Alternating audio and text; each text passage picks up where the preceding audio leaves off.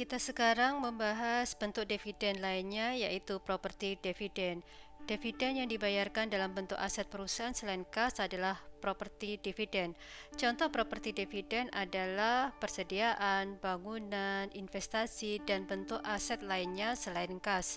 Tentunya hal ini sesuai dengan kesepakatan manajemen perusahaan dan shareholders. Ketika perusahaan mengumumkan properti dividen, perusahaan harus menilai properti sebesar fair value-nya dan mengakui adanya gain atau loss yang menggambarkan selisih antara fair value properti dan nilai buku atau carrying value properti. Hal tersebut dilakukan pada saat pengumuman properti dividen.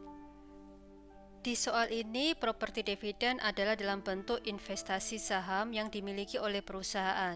Sebelum saya membahas lebih jauh terkait dengan dividen ini, perlu saya jelaskan sekilas mengenai investasi yang dijadikan dividen properti di sini. Materi ini akan diajarkan secara detail di AKM 3.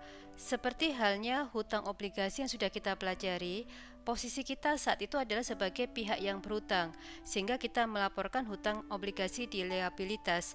Nah, yang sekarang investasi ini adalah nama akun yang menggambarkan kita berinvestasi di perusahaan lain.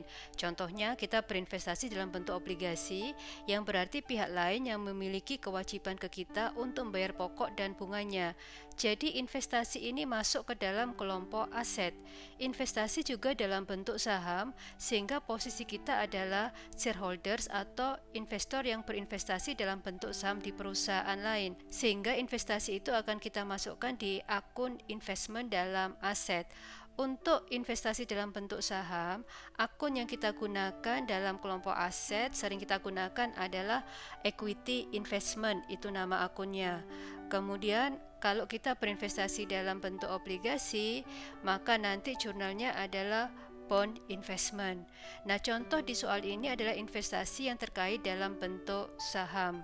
Kembali ke konsep dasar dividen properti, tadi sudah disebutkan bahwa dividen properti adalah dividen yang dibayarkan dalam bentuk aset selain kas. Nah, investasi ini juga merupakan aset.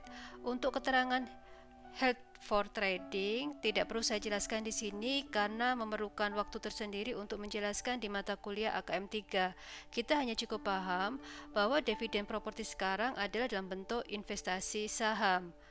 Kemudian di informasi di soal ini dapat kita ketahui ketika pengumuman dividen, nilai buku adalah 1.250.000 dan nilai fair value-nya adalah 2 juta. Nah, kita sekarang harus membuat jurnal pengumuman dividen. Di sini jurnalnya adalah equity investment pada unrealized holding gain or loss. Jurnal ini menggambarkan peningkatan nilai investasi di aset karena nilai buku lebih kecil daripada fair value-nya pada saat pengumuman dividen. Selisihnya juga masuk ke akun unrealized holding gain or loss sebesar 750.000. Akun ini biasa digunakan untuk transaksi yang menyebabkan keuntungan atau kerugian atas investasi yang disebabkan karena fair value. Jadi kita tidak menggunakan akun gain on sale atau gain on investment. Jadi kita menggunakan unrealized holding gain or loss. Nah, di sini kebetulan nilai buku kita itu lebih rendah daripada fair value-nya. Sehingga ketika nilai buku lebih rendah atau nilai buku kita itu dihargai lebih tinggi di pasar, maka itu ada gain, sehingga posisi unrealized holding gain or loss di kredit. Jika contoh lain menyebutkan kondisi yang berbeda, di mana nilai buku itu lebih tinggi daripada fair value, maka jurnalnya adalah unrealized holding gain or loss debit, equity investmentnya kita taruh di kredit. Kemudian di jurnal kedua kita menjurnal return earning pada property dividend payable. Jadi seperti halnya dengan kas dividen, yang sama dengan kas dividen adalah jurnal ini return earning pada property dividend payable. Kita juga bisa menggunakan untuk akun di debit itu adalah property dividend seperti sudah saya jelaskan sebelumnya. Jadi kita tinggal pilih kita menggunakan property dividend pada property dividend payable atau kita menggunakan return earning pada property dividend payable. Jadi jika kita bandingkan dengan kas dividen, samanya adalah di sini kita mendebit return earning dan mengkredit ada tadi kas dividen payable, dan di sini adalah property dividend payable.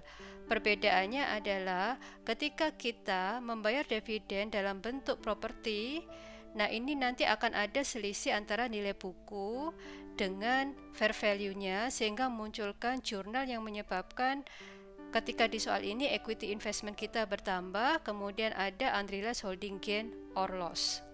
Hal yang sama juga akan kita lakukan ketika kita juga membayar dividen dalam bentuk non-investment, seperti contohnya adalah bangunan, sehingga kita harus membandingkan nilai buku bangunan dengan fair value-nya. Selanjutnya, jurnal pembayaran dividen adalah property dividend payable pada equity investment sebesar fair value-nya, yaitu sebesar 2 juta. Jadi ini sudah jelas buat kita. Nah, sekarang kita lihat berapa saldo untuk equity investment. Saya gambarkan dalam buku besar equity investment.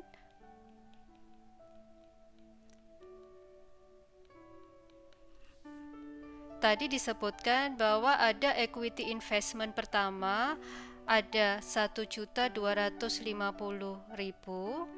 Kemudian terkait dengan pengumuman dividen tadi yang menunjukkan ada selisih antara nilai buku dengan fair value, kita sudah melakukan penjurnalan dengan angka 750.000.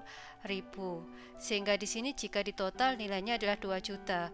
Ketika kita bayar, maka kita harus wajib melibatkan angka 2 juta di sini atau sebesar fair value-nya, sehingga ketika kita sudah membayar, equity investment kita itu tidak ada selisihnya lagi atau senilai 0.